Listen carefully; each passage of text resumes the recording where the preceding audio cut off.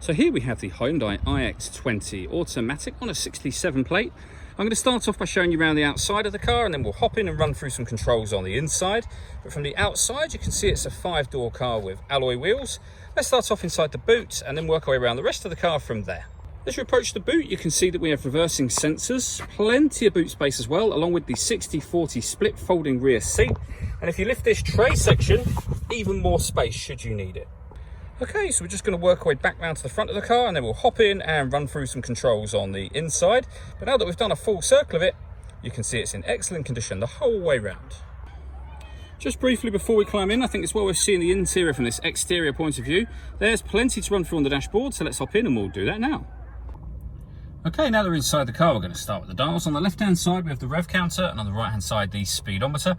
In the middle, you can see the total miles of this car, which are 10,928. We've also got the fuel gauge, called a temperature gauge, and it will show you what gear we're in, all in that section there. If we back out to the steering wheel, we have stereo controls on the left and right-hand sides of the steering wheel. At the bottom here, we have phone controls, and then we have the trip computer controls on the right-hand side. Over in the centre, we have the stereo for the car. So we're on the radio menu there at the moment. This car has got FM and AM radio, as you can see.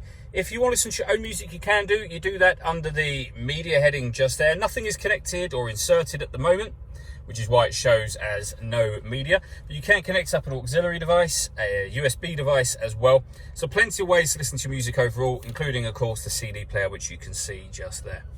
We have the main volume for the stereo in that section as well. Working our way down, this button turns the air conditioning off, back on again, and this button will recirculate the air that's in the car or not, as the case may be. Underneath that is where you'll select your fan speed, temperature, and then the direction you'd like the air to be distributed in. Under that, we have a 12-volt charging socket, as well as the auxiliary and USB inputs, and then the gear lever for the fully automatic gearbox. All that leaves me to say is thank you for taking the time to watch this video. If you'd like to come and see the car in person and have a test drive, please feel free to call any of our MJA sites. We'd love to hear from you soon.